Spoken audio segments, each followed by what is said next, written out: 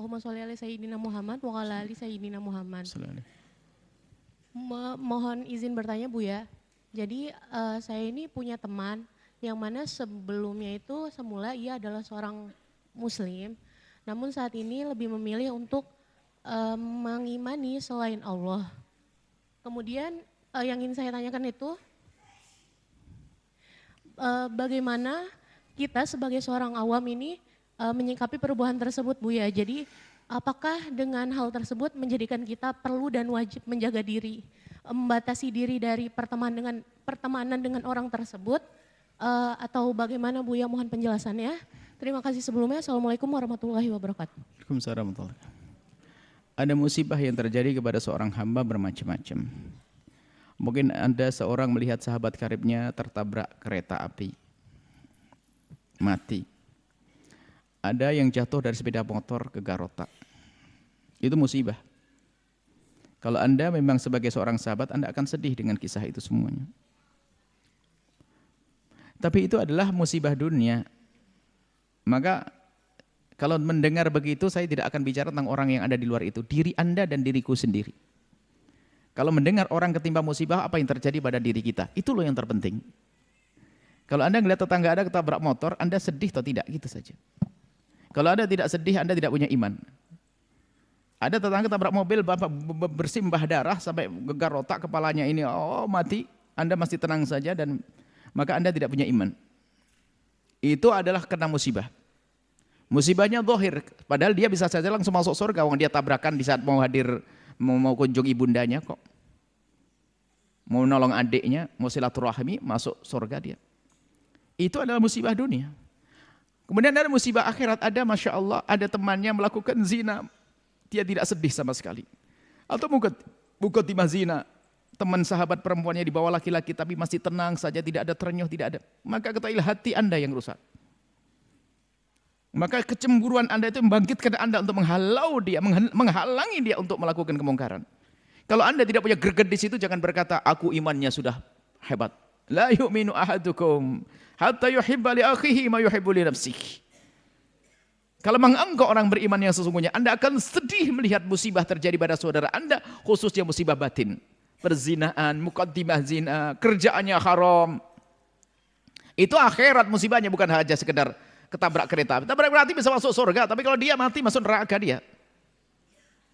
Nah, musibah akhirat pun bermacam-macam. Ada, Masya Allah, ada mencuri, ada zina, hina semuanya itu. Ada puncaknya adalah keluar dari iman, murtad.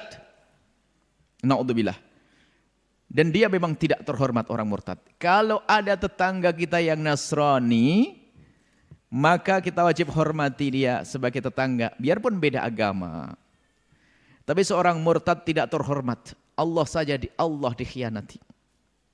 Orang murtad tidak terhormat. Orang Nasrani, Hindu, Buddha yang hidup bersama kita, ingat Islam indah. Tapi kalau kita wajib menghargai dia. Kalau mereka lapar kita kasih makan. Tapi orang murtad keluar dari iman adalah dia tidak terhormat. Kalaupun meninggal kita tidak wajib mengurusi jenazahnya. Dikasihkan anjing pun boleh. Karena dia murtad. Dan harus disampaikan ketegasan hukum ini agar orang berpikir untuk menjadi murtad. Karena apa? Murtad itu ujungnya adalah kesengsaraan selamanya di akhirat. Kalau orang melakukan dosa-dosa asalkan masih dalam keadaan iman, disiksa di akhirat, di neraka, ujungnya selamat. Tapi kalau dia selamanya di neraka, hati-hati orang murtad.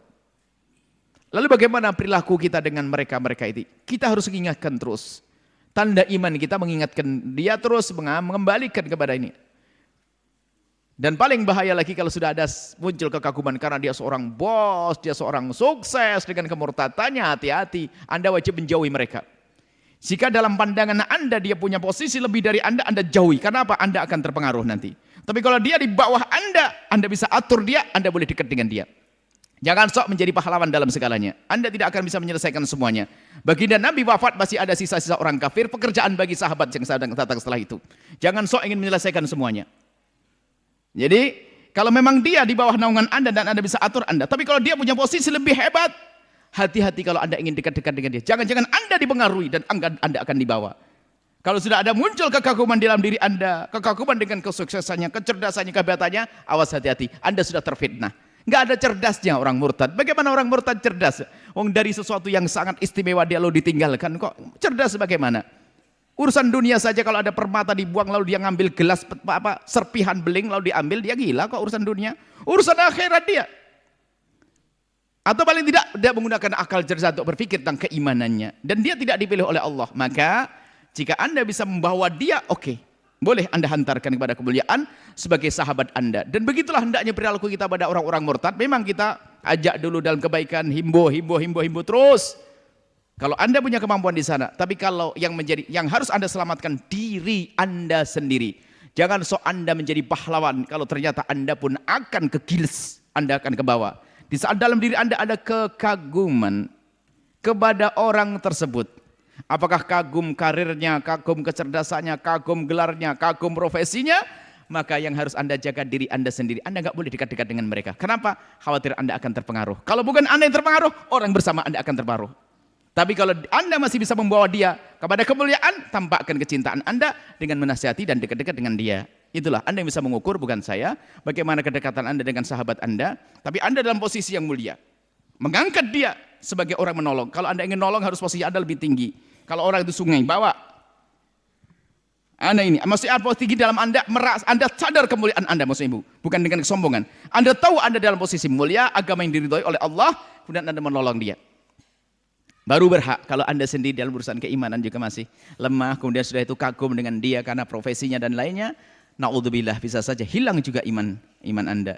Jaga, yang terpenting adalah keselamatan diri Anda. Adapun apakah Anda masih harus dekat dengan dia, tadi sudah kami sampaikan ukurannya. Kalau Anda mungkin membawa dia, dan Anda tidak ada kekaguman, keterpesonaan dengan sesuatu yang ada dari dia, maka Anda boleh membawa dia. Tapi kalau Anda sudah mulai terkagum-kagum dengan dia, maka hasilnya itu adalah fitnah yang dihembuskan oleh setan, yang dihaski oleh yang setan hadirkan agar Anda tertipu, lalu ujung-ujungnya na'udzubillah menyanjung orang murtad, ngikuti orang murtad, rugilah Anda, wallahu a'lam bissawab.